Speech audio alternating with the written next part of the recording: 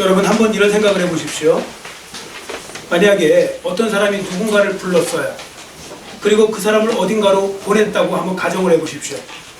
거기에는 분명히 크든 작든 그 사람을 보내게 된 이유가 있든지 목적이 있을 겁니다. 일반적으로 아무 일도 없고 아무 이유도 없고 아무 목적도 없는데 사람을 어디 갔다 오라고 보내지는 않거든요. 보냈다는 것은 이유와 목적이 분명히 있는 것입니다. 제가 이 말씀을 드리는 이유가 있습니다. 이 자리에 앉아 계신 여러분도 이 땅에 태어나신 목적이 있다는 것, 즉 하나님이 이 땅에 여러분들을 보내셨을 때 여러분을 보내신 목적과 이유가 분명히 있을 거라는 걸 말씀드리기 위해서입니다. 자, 이 부분을 기독교적 표현으로 말씀드리면 이런 거예요. 이 세상에는 아무 목적 없이 태어난 사람 없다는 겁니다. 특히 예수님을 믿는 모든 사람은 다 하나님이 주신 사명을 가지고 이 땅에 태어나는 겁니다. 여러분도 저도 마찬가지입니다. 자, 그러니까 하나님께서 여러분과 저를 이 땅에 보내신 이유와 목적이 분명히 존재하고 있다는데, 자, 그럼 한번 대답해 보세요. 여러분, 하나님께서 여러분을 이 세상에 보내신 목적을 아십니까? 하나님이 여러분에게 이 땅에 주신, 이 땅에서 살면서 여러분들이 행하라고 하셨던 사명, 그 목적, 자, 그것은 무엇입니까? 여러분, 누군가 여러분에게 질문했을 때 대답을 하실 수 있습니까? 만약에 나 금방 대답 안 나오는 사람 있잖아요. 나는 금방 대답이 안 나와요. 그러면 그 사람은 지금 사명 따라 사는 사람이 아닐 것입니다. 내가 사명 따라 살지 않았기 때문에 대답을 못하는 거예요. 만약에 지금 내가 사명 따라 살아왔으면 금방 대답이 나와야죠. 나는 지금은 이 사명 때문에, 지금은 이 사명 때문에, 지금은 이런 것 때문에 하나님이 저를 지금 사용하고 계십니다. 이렇게 대답할 수 있어야 하는 것입니다. 여러분 기억하시기 바랍니다. 이 땅에서 숨쉬고 산다고 해서 다 같은 삶을 사는 것이 아닙니다. 왜냐하면 이 세상에서 살아가는 사람 삶을 보면요, 영적인 눈으로 들여다보잖아요. 두 가지로밖에 구분이 안 돼요. 자, 어떻게 구분할 수 있느냐면, 첫 번째, 사명 따라 사는 사람이 있고 사명과 상관없는 사람이 있어요. 그러니까 사명하고는 아무 상관없이 사는 사람, 사명을 따라 사는 사람, 이렇게 나뉘어지거든요. 그러면 어떻게 살 것인가는 누구 마음이에요? 여러분, 어떻게 사는 거 누구 마음이에요? 내 마음이에요. 자기 마음이에요. 이거 누가 터치 못해요. 여러분, 제가 여러분한테 이렇게 사십시오 그러면 그렇게 사실 겁니까? 말 안 들으실 거잖아요. 그러니까 내가 살고 싶은 대로 살 거 아닙니까? 사람은 다 자기가 살고 싶은 대로 살아요. 다 자기 생각대로 살고요, 자기 생각이 옳다고 생각하고 살고 그렇게 살거든요. 자, 그러면 여러분, 어떤 사람이 만약에 나는 사명 없이 살라고요. 나는 사명 필요 없어요. 그냥 내 마음대로 즐기다 살다가 죽을 거예요. 이러면 누가 막을 수 있어요? 막을 수 없어요. 아무도 못 막아요. 저도 못 막아요. 그런데 여러분, 이거 하나는 아세요? 사는 건 자기 마음이에요. 근데 반드시 하나님의 그 결과에 대한 심판을 하나님 앞에서 여러분들이 책임지실 날이 와요. 인생의 결산할 날이 온다고요. 그래서 여러분의 산 인생의 결과를 여러분이 반드시 이제 책임질 날이 오게 되는 겁니다. 우리 자꾸 나이가 들면 죽는다는 표현을 쓰잖아요. 여러분, 죽는 걸로 끝나면 얼마나 좋아요. 저도 그랬으면 좋겠어요. 차라리 죽는 걸로 끝나면 얼마나 좋아요. 죽은 거로 소멸돼, 영혼이 아무것도 없어. 그럼 그것도 괜찮은 거예요. 근데 그게 아니에요. 죽은 다음에 심판이 있대요. 그리고 하나님 앞에 인생의 결산을 할 날이 온다는 거예요. 여러분들 왜 농부가 열심히 씨를 뿌리고 가꾸다 보면 나중에 가을 되면 그것에 대해서 얼만큼 수확을 거두는지 그게 드러나잖아요. 여러분들도 인생의 결산할 날이 지금 오고 있는 거예요. 하나님 앞에 서셨을 때 그 결산할 날이 온다고요. 그렇기 때문에 마음대로 살 때 책임지고 사셔야 돼요. 그러니까 마음대로 사는 게, 이건 지금 빗대서 이야기하는 거지 진짜 그렇게 살면 안 된다는 이야기죠. 그럼 제가 왜 이 말씀을 드릴까요? 여러분들 협박하느냐고 제가 이 말씀 드릴까요? 아니에요. 성경 말씀에 그렇게 쓰여 있으니까 말씀드리는 거예요. 자, 앞에 보시고 전도서 11장 9절 같이 큰 소리로 읽습니다. 청년이여, 내 어린 때를 즐거워하며 내 청년의 날들을 마음에 기뻐하여 마음에 원하는 길들과 내 눈이 보는 대로 행하라. 그러나 하나님이 이 모든 일로 말미암아 너를 심판하실 줄 알라. 아멘. 이게 되게 두려운 말씀이에요. 그래서 지금 사람들이 많이 살면서도요, 마음대로 살잖아요. 그래서 별일 안 일어나죠. 죄 짓고 살아도 별일 안 일어나죠. 그냥 뭐 살아도 막 살아요. 근데 여러분 그거 아셔야 돼요. 그 사람은 죽는 순간에 그때부터 이제 영원한 지옥을 맛보고 살아야 돼요. 그게 문제예요. 하나님이 다 심판하신대요. 여러분, 이 땅에서 사신 것에 대해서 심판하실 날이 오기 때문에 그날이 안 오면 좋겠지만 와요. 성경에 쓰여 있으면 올 거예요. 그래서 이게 참 두려운 겁니다. 그러니까 여러분들 정말 이 말씀을 믿으신다면, 아직 생명이 붙어 계시다면 이제라도 삶의 방식을 바꾸시기를 축원합니다. 어떻게 바꾸셔야 되냐면 사명을 추구하는 삶, 사명 따라 사는 삶으로 바꾸셔야 돼요. 여러분, 가장 의미 있고 가장 행복하고 가장 보람 있고 가장 칭찬받을 만한 삶은 바로 사명 따라, 하나님이 주신 사명 따라 하나님이 이 땅에 나를 보내신 목적을 가지고 살아가는 것이 중요한 것입니다. 자, 그럼 우리는 어떻게 사명을 추구하는 삶을 살 수가 있을까요? 느헤미야 총독의 삶을 통해서 우리가 답을 보도록 하겠습니다. 자, 오늘 본문은 참고로 1장부터 오늘 본문까지예요. 6장까지예요. 1장부터 6장까지 지금 이게 이제 본문이에요. 자, 이제 사명을 따라 사는 삶을 살기 위해서 무엇을 해야 될지를 이제 지금부터 말씀드립니다. 잘 들어보세요. 첫 번째, 사명 따라 살고 싶잖아요. 그럼 여러분들은 비전부터 확인하셔야 돼요. 하나님이 나에게 주신 비전이 무엇인지를 알아야 사명 따라 살 수가 있어요. 자, 느헤미야 1장부터 보면요, 느헤미야 총독을 보면 한 가지 확인해 볼 수 있는 게 있는데, 하나님의 비전을 분명히 받았고 그 비전을 이루면서 계속 살아가요. 그때부터. 자, 느헤미야가 받았던 비전이 뭘까요? 그것은 바로 대적들로 인하여서 지금 예루살렘 성이 다 무너졌거든요. 나라가 당장 무너진 거예요. 예루살렘 성벽도 무너지고, 근데 그 성벽을 재건하라, 중건하라, 이러한 사명을 받아요.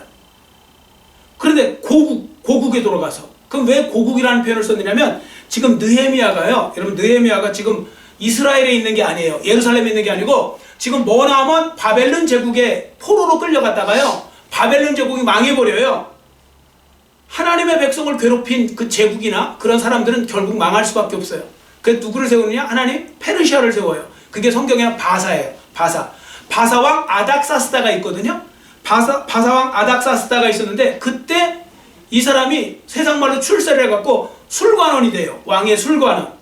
어떤 분은 술관원 하면 무슨 하찮은 직업으로 생각하는데 그게 아니에요. 술관원은요, 왕의 최고 오른팔이에요. 최측근이에요. 왜냐하면 옛날에는 왕을 독사를 많이 했어요. 특히 술이나 이런 음식으로 독사를 많이 했기 때문에 가장 믿는 사람을 그걸 시키는 거예요. 그렇기 때문에 느헤미야는 아닥사스 왕의 최고 믿어지는, 신뢰할 만한 그런 사람이었고, 그래서 술관원은 되게 권세가 많았어요. 왜냐하면 왕 앞에 직접 그 앞에서 말을 할 수 있는 사람이었거든요. 자, 그런 상황이었습니다. 자, 이제 당시 느헤미야 입장으로 한번 가보세요. 자, 느헤미야의 인생은 이제 둘 중에 하나를 선택해야 돼요. 하나는 뭔지 아세요? 하나는 꿈과 야망을 추구하는 인생을 살 거냐, 아니면 하나님 주신 비전을 이루는 삶을 살 거냐. 자, 이렇게 나뉘는데, 자, 여러분, 야망과 비전, 이런 표현 쓰죠. 그 야망과 비전의 차이점이 뭔지 아세요? 먼저 여러분들 야망과 비전을 딱 보잖아요. 이 겉으로 볼 때는 잘 금방 표시 안 나는 거 아세요? 여러분, 성도들도 내가 지금 야망으로 하는 건지 비전을 따라 하는 건지 표시 안 나요. 잘. 이게 오랜 시간 지나봐야 돼요. 그건 결과를 보면 알아요. 자, 그러면 야망과 비전의 차이가 뭘까? 꿈과 관련해서 하나 말씀드릴게요. 그건 뭐냐면, 그 어떤 꿈을 꿨는데 그 꿈을 내가 꾸는 건, 그건 야망이에요. 내가 꿈을 꾸는 건 야망이고요. 반대로 이거 지금 내가 꿈꾸는 게 아니고 하나님이 꿈을 꾸신 거예요. 그 꿈을 나한테 주신 거예요. 그럼 이건 비전이에요. 그래서 이게 차이점이 있어요. 그러니까 그 꿈을 꾸는 주체가 하나님이면 비전, 그 꿈을 꾸는 주체가 내 자신이면 야망, 이렇게 되는 겁니다. 그래서 과정도 당연히 달라지겠죠. 야망은 내가 내 목적을 내 힘으로 실현해 나가는 거고요. 비전은 뭐냐? 하나님이 나를 통해서 그 비전을 이루어갈 수 있도록 힘도 주시고 능력도 주시고 하면서 하나님의 일을 이루어가도록 만드시는 거예요. 자, 그래서 야망이 아닌 비전을 받은 사람들은요, 항상 영적 주파수를 하나님께 맞출 수밖에 없어요. 항상 맞추는 겁니다.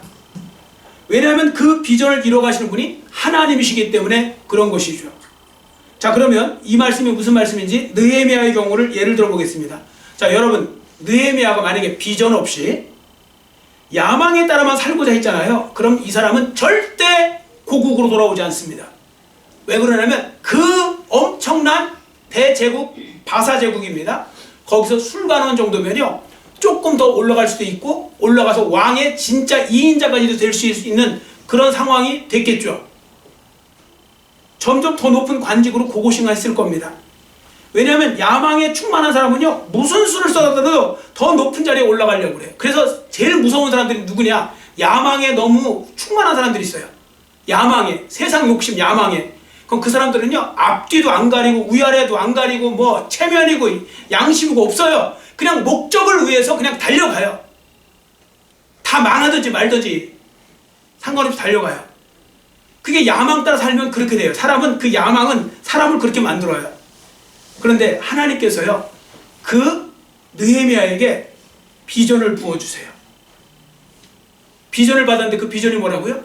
너는 이 지금 술관은 지금 일단 중단하고 고국으로 돌아가서 예루살렘 성벽 지금 다 무너졌거든? 그들이 진짜 힘들거든?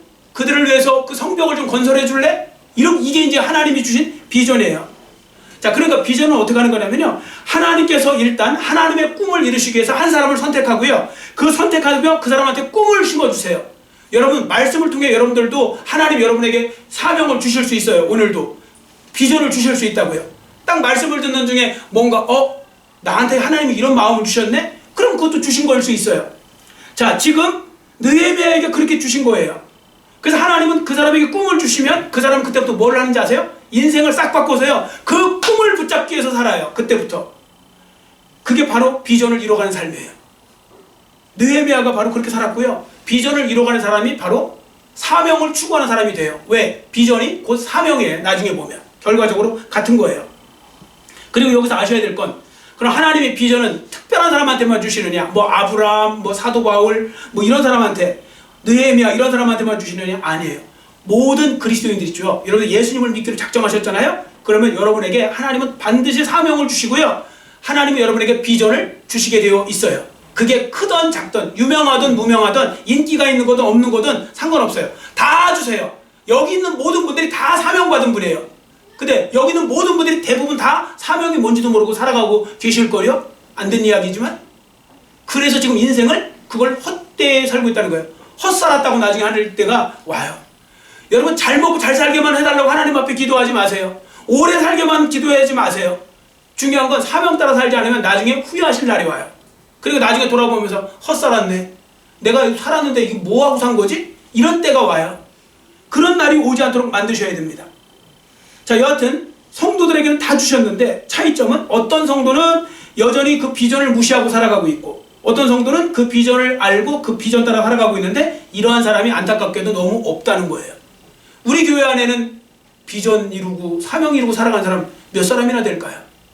여러분, 성도가 100명 있다면 비전 따라 사명 따라 살아가는 사람 한 몇 프로 될까요? 여러분이 한번 대답해 보세요. 그냥 아무렇게나. 몇 프로 정도 될까요? 그냥 여러분 양심에 따라 대답하시면 돼요. 몇 프로 정도 될까요? 예? 100%요? 사명 따라 사는 사람이 100%요? 사명 안 따라 하는 사람이 100%라면 제가 이해를 하겠는데, 사명 따라 사는 사람이 100%? 아이고, 한 5%도 안 될 거예요. 제가 볼 때는. 안 돼요. 누가 뭐래도 안 돼요. 그래서 하나님 나라에서 상 받을 사람은 많지 않아요. 제가 볼 때는 절대 많지 않아요. 나중에 한번 죽어보세요. 하나님 나라에서 상 받을 사람 별로 없다니까요. 왜냐면 사명 따라 사는 사람이 없어요. 그냥 막 살아요. 세상 사람 본받고 살고, 세상 사람 부러워하고 살고, 세상 사람 사는 방식대로 살아요. 권모술수 부리면서 막 살아요. 내 야망 이루기 위해서 살아요. 더 높은 자리에 올라가려고 이런 것만 갖고 살아요. 그럼 그건 잘못 살고 있는 거예요. 사명 따라 사셔야 돼요. 자, 그러면 사명 따라 살기 위해서는 먼저 비전을 분명히 하셔야 된다고 그랬죠. 자, 두 번째, 사명 따라 살기 위해서는요, 담대함과 인내함을 가지고 내 앞에 놓여있는 장애물을 잘 뛰어넘어야 돼요. 장애물을. 담대함과 인내함을 가지고. 왜 그런지 아세요? 여러분, 사명, 하나님이 주신 사명 이뤄가는 거 쉬울까요? 어려울까요? 너무 쉬운 질문만 드려갖고 대답 안 하시는 건가요? 자, 하나님이 주신 사명 쉬워요? 어려워요? 어려워요. 왜 어려운지 아세요? 방해자가 있어서 그래요. 반드시 하나님의 사명에는 방해자가 드러나요. 우리 참고로 하나 말씀드릴게요. 성도들 자꾸 착각하는 거 있어요. 이렇게 얘기해요. 목사님, 이게 하나님의 일이면 되려면 벌써 이렇게 순탄하게 해야지, 이렇게 맨날 막 사사건건 다 부닥치네. 이게 지금 하나님 뜻이겠어요? 하나님 뜻이면 이렇게 돼요? 일사불란하게 가야지. 택도 없는 소리 하시는 거예요. 그 마귀의 소리에 넘어가신 거예요. 여러분, 하나님의 뜻이기 때문에 자꾸 방해물이 생기는 거예요. 왜? 마귀가 두 눈 뜨고 안 보고 있거든요. 그냥 가만히 있을 것 같아요? 여러분, 하나님 나라 확장돼 가는데 마귀가 가만히 냅둘 것 같아요? 택도 없는 소리예요. 그러니까 여러분들 너무 일이 순탄하게 잘 되잖아요? 이거 혹시 하나님의 뜻이 아닌가? 그걸 거꾸로 물어보셔야 돼요. 이거 너무 술탄하게 잘 돼. 왜냐면 마귀가 도와주거든요. 거꾸로. 근데 하나님의 일은요, 진짜 마귀가요, 사사건건 막아요. 진짜 사사건건 막아요. 그래서 그 꿈을 부여잡고 사명을 감당하려면 힘들어요. 예수 믿는 사람들이요, 그거 하셔야 돼요. 사명을 딱 붙들면요, 그때부터 갑자기 삶이 피곤해질 수가 있어요. 왜냐면 마귀가 공격해서요. 그러나 여러분 미리 겁먹지 마세요. 어차피 하나님이 이기게 해주실 거니까. 그러니까 이기게 해주실 거라는 거. 그 믿음을 갖고 살아가면 되시거든요. 자, 본문에 보세요. 우리 15절 16절 읽었죠? 6장 15절 16절 읽었는데, 자, 성벽공사가요 52일 만에 끝나요. 엄청 오래 한 것 같은데 52일밖에 안 걸렸어요. 사실은 이 놀라운 예루살렘 성벽공사가 재건공사가요, 재건한 거예요. 재건. 처음부터 싼 게 아니고 무너진 데를 이제 보수하기 위해서 올린 건데요, 52일 만에 끝나거든요. 그럼 사람들이 이렇게 말해요. 요거만 보면 와, 하나님이 기가 막히게 형통하게 인도하셨나 보다. 착각하지 마세요. 그게 아니에요. 엄청난 어려움과 핍박이 있었어요. 자, 예를 들어보겠습니다. 느헤미야 총독에게 당시에 두 가지 핍박과 어려움이 있었는데, 첫 번째는 뭐냐면 외적인 장애물이 있었어요. 외적 장애물. 자, 그 장애물을, 그게 뭐냐, 누구냐? 도비아와 산발락. 여러분 아시죠? 도비아와 산발락 들어보셨어요? 들어보신 분만 대답해 보세요. 여러분 도비아 산발락 아시죠? 그 느헤미야의 최고의 대적자예요. 도비아 또 산발락. 이 사람들이요, 그 핵심 멤버로 성벽 재건을 하려고 했을 때 집요하게 처음부터 끝까지 방해를 했던 사람이에요. 자, 느헤미야 4장부터 보시면 그들이 먼저 한 일이 있는데 고도의 심리전을 펼쳐요. 여러분 이게 마귀에게 속한 사람들이 하는 게 뭐냐면 심리전을 해요. 고도의 심리전. 자, 어떻게 했는지 이제 4장을 피세요. 4장. 4장을 피시고, 거기 4장을 피시고 이제 따로 덮지 마세요. 그 4장에서 오늘 많이 볼 거니까. 자, 4장 1절 2절을 보시잖아요. 그럼 이런 내용이 나와요. 뭐라고 했냐면 산발랏이 이렇게 말해요.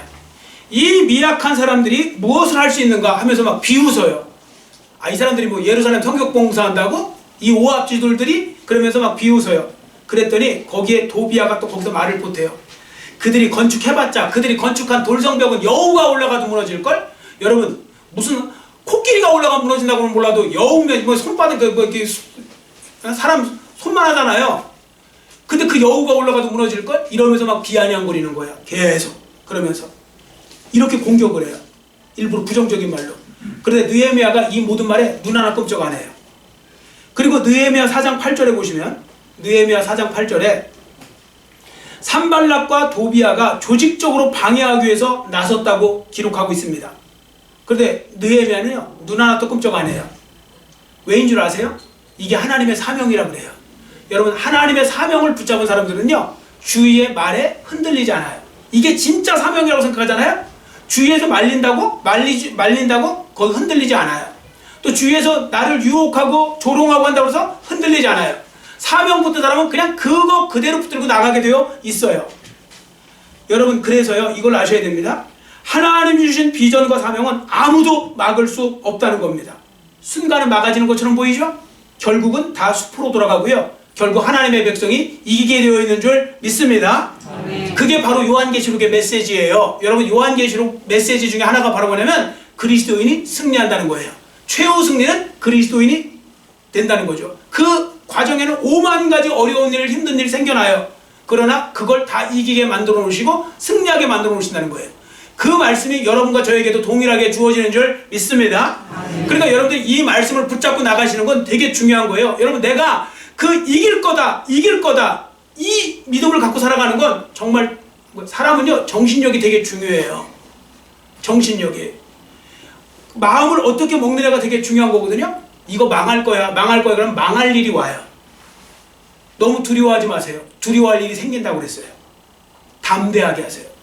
하나님의 이름은 이기게 만들어 주실 거라는 걸 알고 나가면 결국 진짜 하나님이 그렇게 만들어 주시거든요. 특히 하나님이 편이 되어서 하나님의 사명 따라 사는 사람은 하나님이 반드시 책임져 주신다는 거예요. 그래서 이런 유명한 말이 있죠. 사명이 있는 자는 죽지 않는다. 그 말이 뭐냐면 사명을 이룰 때까지 하나님이 붙들어 주신다는 겁니다. 사명이 있는 자가 영원히 죽지 않는다는 말이 아니에요. 바울도 죽었잖아요. 근데 언제까지? 사명을 감당할 때까지. 사도 바울이 여러분들 사명이 뭔지 아세요? 사도 바울은 자기 입으로도 그렇게 얘기했어요. 땅 끝까지 이르러 복음을 전하는 거예요. 사도 바울은 예수님의 지상명령이었던 그걸 그대로 하고 싶어 했어요. 그래서 어떤 분은 사도 바울이 로마까지만 갔는 줄 아는데 아니에요. 사도 바울은 그 당시에 세상 끝이라고 했던 스페인까지 갔어요. 마지막에. 그리고 다 이룬 다음에 와서 죽었어요. 순교당한 거예요. 사명이 있을 때는 하나님이 지켜주셨다고요. 그래서 제가 어떤 때는 좀 우스갯소리로 지금 말씀드리는 거 있잖아요. 우스갯소리면 중요한 진리의 말씀이죠.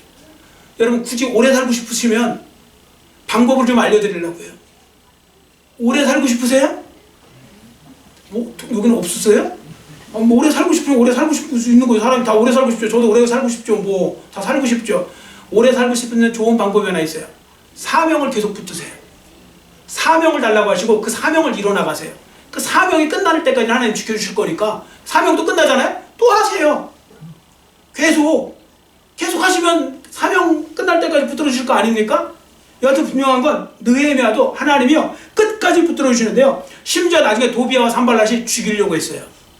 너무 안 되니까 나중에는 처치를 해버리자 해갖고 그 죽이려고 했는데도 하나님이 막아주셨어요.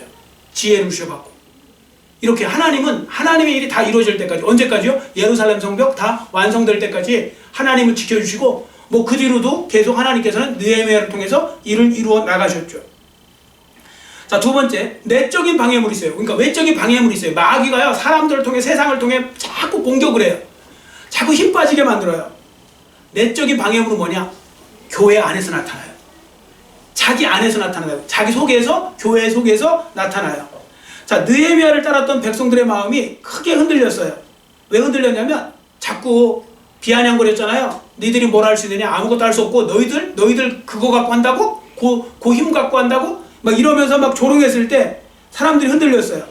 느헤미야는 안 흔들렸는데 사람들이 흔들렸거든요. 자, 4장 10절 찾아서 4장 10절 그 4장 펴놓으셨죠? 4장 10절 같이 큰 소리로 읽겠습니다. 유다 사람들은 이르기를 흙무더기가 아직도 많거늘 짐을 나르는 자의 힘이 다 빠졌으니 우리가 성을 건축하지 못하리라 하고. 아멘. 이 또 얇은 팔랑귀 가진 사람들이 또 이런 도비야 산발랏 이런 부정적인 소리 듣고 생각해보니까 너무너무 약해 보여요. 그래서 우리가 이미 힘도 다 빠졌는데 이 큰 공사를 어떻게 하느냐 그러면서 또 입을 다물고 있으면 되는데 왜 또 그런 사람들은 입을 또 많이 열어요. 신기해. 이상하게 꼭 부정적인 사람은 입도 많이 열어요. 이렇게 꼬매야 되는데 입을 자꾸 연다고요.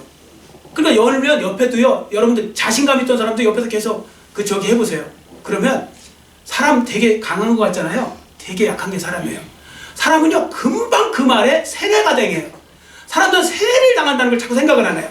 부정적인 말에도 세뇌당하고요, 긍정적인 말에도 세뇌당하고요. 그래서요 계속 여러분들 뭐 그런 거 아닙니까? 뭐 오늘도 뭐 저희 아내가 지금 아파갖고 지금 저렇게 해갖고 뭐 또 몸살인지 뭐 감기인지 뭔지 해갖고 하는데 막 그렇게 하니까 막 어제부터 저도 조심해야 돼. 저는 우리 또 교회 백업이 없어요. 저를 대신할 사람이. 그러니까 막 조심조심하면서 하는데도 괜히 오늘 아침에 나오는 머리도 좀 아픈 것 같고 약간 뭔가 이렇게 좀 목도 이렇게 약간 뭐가 있는 것 같고 감기 기운 있는 것 같고 막 이래요. 왜 그래요? 옆에 있으니까. 사람이 요거밖에 안 돼요. 저만 이런 게 아니고 다 그렇다고요. 그래서 제 얘기는 뭐냐면, 제 말씀 드리는 것은 뭐냐면, 여러분들 그때 말 조심을 잘하는 게 되게 중요하고요. 그런 말에 안 휘둘리는 게 되게 좋은 것입니다. 그런데 백성들 휘둘렸어요. 다. 그래서 그들 다 힘들어갖고요. 하마터면 예루살렘 성벽 공사 중단할 뻔했어요. 그 부정적인 말 때문에. 그때 느헤미야가 그들을 다시 설득하고 하나님이 도와주실 거다. 믿으라. 하나님이 도와주실 거다. 담대하게 맞서 싸우자. 그러면서 그들을 설득시켜 나가요. 그러니까 하나님의 말씀이 그게 참 중요한 거예요. 저도 오늘 말씀 딱 하면서 이 자리에 서면서도 아까 준비하면서도 계속 하면서 오늘 주일인데 하나님이 지켜주실 거라고 믿습니다. 그럼 이럴 때 여러분들이 대답을 한번 아멘을 해주셨으면 지금 얼마나 좋아요. 하나님이 지켜주실 거라고 믿습니다. 아니 진짜 그렇게 하고 올라와요. 그러면요 다시 힘이 나고요. 그럼 정신도 바짝 들고요. 그러면서 뭔가 기분도 좋아지고요. 그러면서 목 타요. 그럼 뭐예요? 그냥 아무 상관없이 그게 다 회복이 된다고요. 이스라엘 백성들을 느헤미야가 그렇게 만들어간 것입니다. 여러분, 비전을 받아 하나님의 사명을 따라가는 사람들은 반드시 외적인 방해물, 내적인 방해물이 있다는 걸 직시하셔야 돼요. 그리고 담대하게 맞서 싸워 나가시면 되는데, 그때 해야 될 일이 하나가 있어요. 잘 참는 거예요. 견디는 거예요. 여러분, 하나님의 일을 이룰 때요, 진짜 별의별 일 다 있어요. 인생도 그거 아닙니까? 여러분, 항상 송구영 예배 때 드리는 말씀이 있고, 세상 사람들도 항상 12월 30일 되면 하는 말 있죠. 다사다난했던 한 해였다. 뭐 올해만 다사다난해요? 항상 다사다난했지. 다 그냥 내용이 달라서 그렇지. 다사다난해요. 항상 인생은요 다사다난하게 되어 있어요. 그게 인생이고요. 하나님의 사람들은 더 그래요. 왜? 마귀가 또 하나 더 숟가락 얹어갖고 그렇게 하고 있거든요. 그러니까 그걸 아셔야 돼요. 그러니까 여러분들 평안한 삶을 기대하지 마세요. 평안한 삶은 어차피 계속 쉴 날이 오세요. 어차피 우리가 이 땅에서 목숨 이제 떠나면 쉬어야 돼요. 계속. 그러니까 여러분들 이 땅에서는 그런 방해물들이 와요. 그래서 잘 참아내야 돼요. 그리고 참다가 보면 결국은 승리할 때가 와요. 그러니까 우리는 언제까지 참으면 돼요? 승리할 때까지 참으면 되는 거예요. 근데 가끔씩 보면 이렇게 왜 그런 방해물이 오면 금방 넘어지는 분들 있잖아요. 그 말씀, 그거 왜 그러냐면 말씀을 꼭 못 잡아서 그래요. 이게 제가 뭐 갑자기 그 이름이 생각 안 나고 지금 드릴 말씀이 안 했는데 갑자기 생각나서 말씀드리는데요. 옛날에 그 영국에 어떤 그 여자 수영 선수 한번 제가 보여드린 적이 있을 거예요. 무슨 체두익인가? 뭐 이렇게 그분이 그 도보 해협, 거기 왜 영국과 프랑스 쪽 그쪽에 해협을 건너가는 그걸 해요. 수영으로. 옛날 우리나라 조우련 선수 막 이렇게 갔잖아요. 이렇게 막 이렇게 뭐 해놓고서 안전장치 해놓고서. 근데 하는데 이 여자 선수가 결국 나중에 포기를 해버려요. 중단에. 그 포기를 한 이유가 뭔지 아세요? 갑자기 안개가 확 끼니까요. 앞이 하나도 안 보이는 거예요. 자기는 힘들어 죽겠는데. 그래서 자기가 무서운 거예요. 갑자기 공포심이 확 오는 거예요. 그래서 자기가 중단해버려요. 손들어 버려요. 그래서 실패했어요. 근데 나중에 올라와 보니까 얼마 남도 안 왔어요. 저 앞에 있는데 그 앞에 필은 그 1km인가 뭔가 그 앞에 안개가 껴갖고요. 그것 때문에 포기해버린 거예요. 근데 그 다음에 다시 도전했어요. 이 여자 수영 선수가 다시 도전했는데 그때는 통과했어요. 왜 통과했는지 아세요? 그날 안개가 안 꼈어요. 그리고 앞에 계속 목적지가 보이는 거예요. 다 왔다 하면서 가니까 통과한 거예요. 여러분, 우리가 하나님의 말씀 최고 승리는 내 것이다 하면요, 사람이 포기를 안 하게 돼요. 계속 전진하게 돼요. 그럼 결국 이길 때까지 가면 되는 거잖아요. 이길 때까지 가는 거예요. 여러분도 가시기를 축원합니다. 우리 교회도 가면 되는 거예요. 계속 이길 때까지. 안 된다 하면 안 되는 거예요. 된다 하면서 가는 거예요. 뭐든지 자꾸 된다 소리를 많이 하셔야 돼요. 어떤 분은 안 되는 분은 계속 안 된다 소리를 많이 하세요. 그거보다 더 좋은 말은 된다를 하셔야 돼요. 자, 그러면 사명 따라 사는 삶을 살기 위해서 구체적으로 무엇을 해야 될지 간단하게 말씀을 드리겠습니다. 첫 번째, 열심히 항상 기도하셔야 돼요. 여러분, 기도가 뭐냐면 하나님을 간절히 바라보는 거니까요. 하나님을 간절히 바라보는 거 아닙니까? 그리고 기도를 해야 되는 이유가 뭐냐면 대적자들의 방해가 반드시 뒤따르니까요. 그래서 성도들은 대적자들로 인해서 주눅드는 게 아니고 더 기도하세요.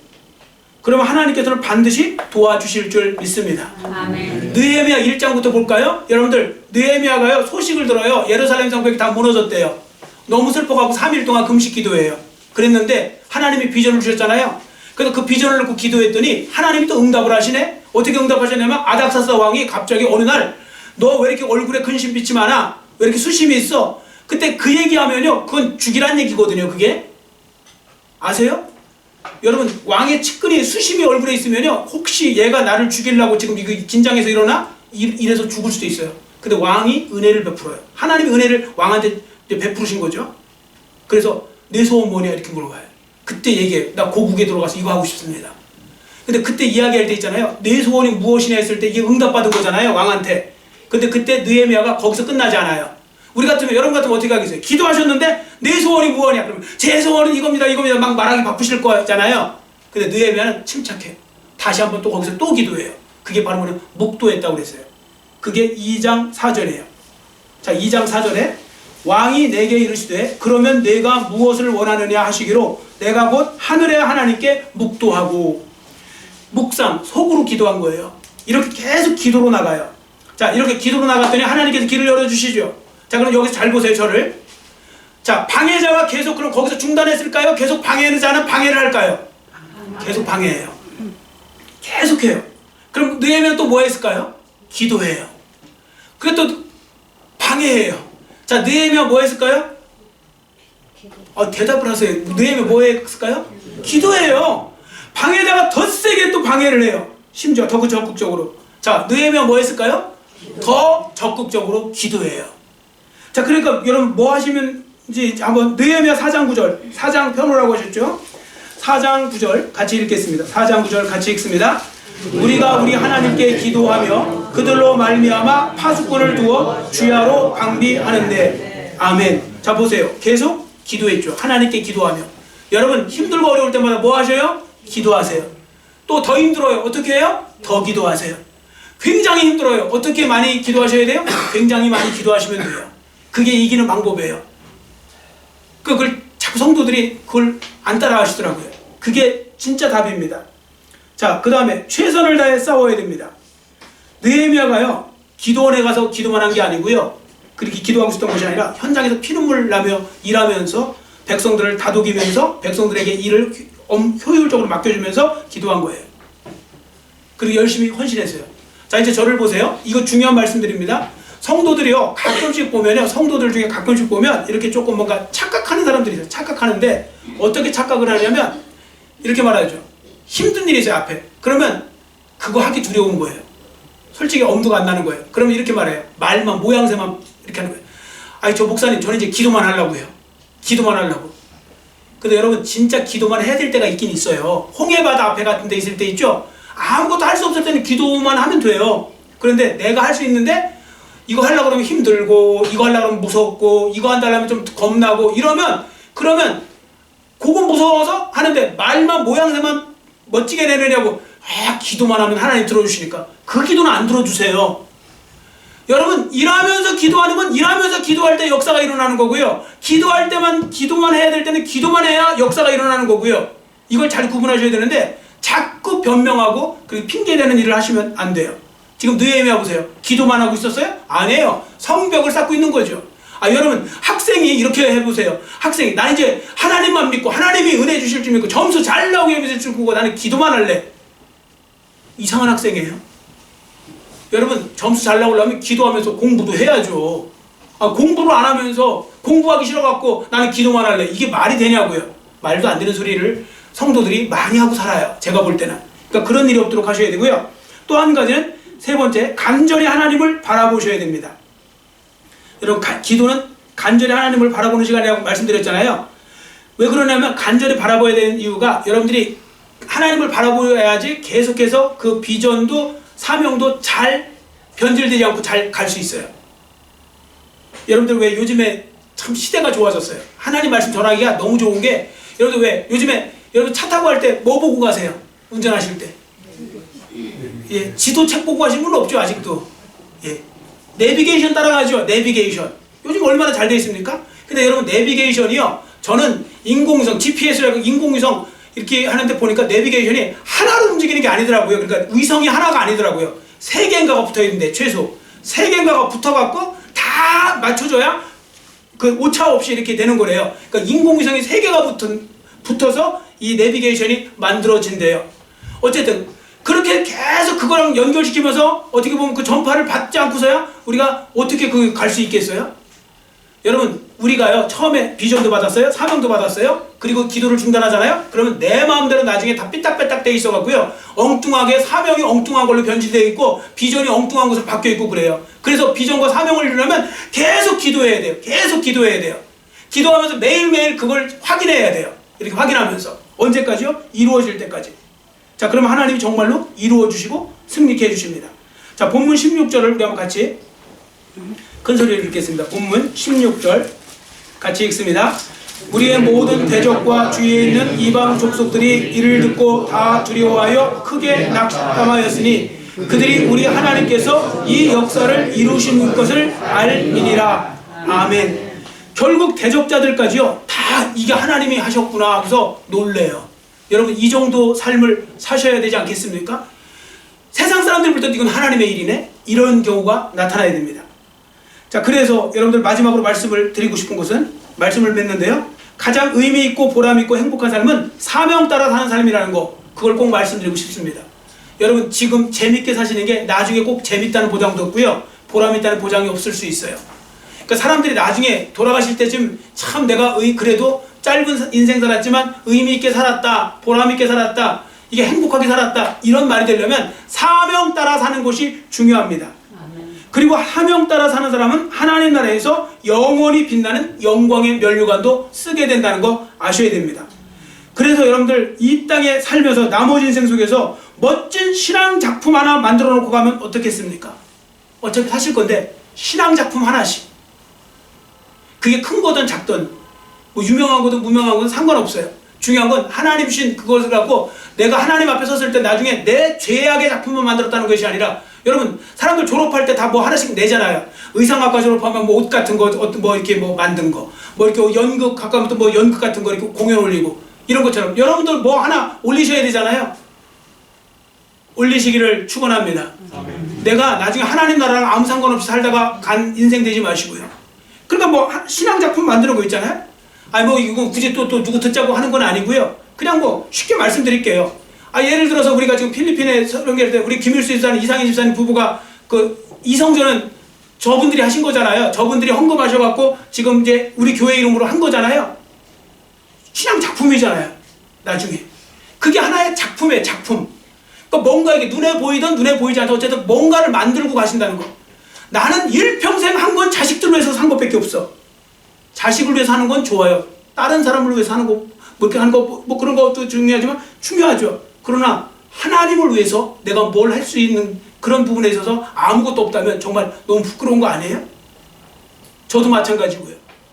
그래서 이 말씀을 잘 기억하시고, 야망만 이루다 왔다는 것이 아니라 하나님이 주신 비전을 따라서, 그리고 하나님이 주신 사명을 잘 이루고 왔다고 칭찬받고 그렇게 또 하나님 앞에 인정받는 하나님의 자녀들 모두의 삶이 되시기를 간절히 빌고 원합니다. 기도하겠습니다. 사랑의 하나님 아버지, 감사합니다. 오늘 말씀을 통하여서 사명을 추구하는 삶이 얼마나 중요하고 얼마나 보람되고 행복한 것인지를 보았습니다. 하나님 아버지, 이 땅에 하나님이 보내신 이유와 목적이 있을 텐데 일평생 하나님이 주신 목적과 또 이유와는 아무 상관없이 그냥 내 마음대로 세상 사람 똑같이 살다가 주님 앞에 서면 얼마나 부끄럽고 나중에 하나님 앞에 죄송스럽겠습니까? 이제라도 우리가 살아있으면 아직 기회가 있는 것인데, 이제라도 우리가 더욱더 주님 안에서 마음을 새롭게 해서 사명을 잘 깨닫고 비전을 잘 깨닫고, 그리고 그 비전 따라 사명 따라 그것이 중하던 또한 경하던 또한 높던 낮던 인기 있던 없던 상관없이 주님이 주신 거라면 그것을 잘 감당하며 살아가서 사명을 잘 이루어가는 삶을 통하여 하나님께도 영광 돌리고 우리에게도 정말로 의미 있고 또 행복하고 보람 있는 인생의 주인공들 모두가 될 수 있도록 은혜 베풀어 주시옵소서. 감사드리오며 예수님의 이름으로 간절히 축복하오며 기도드렸사옵나이다. 아멘.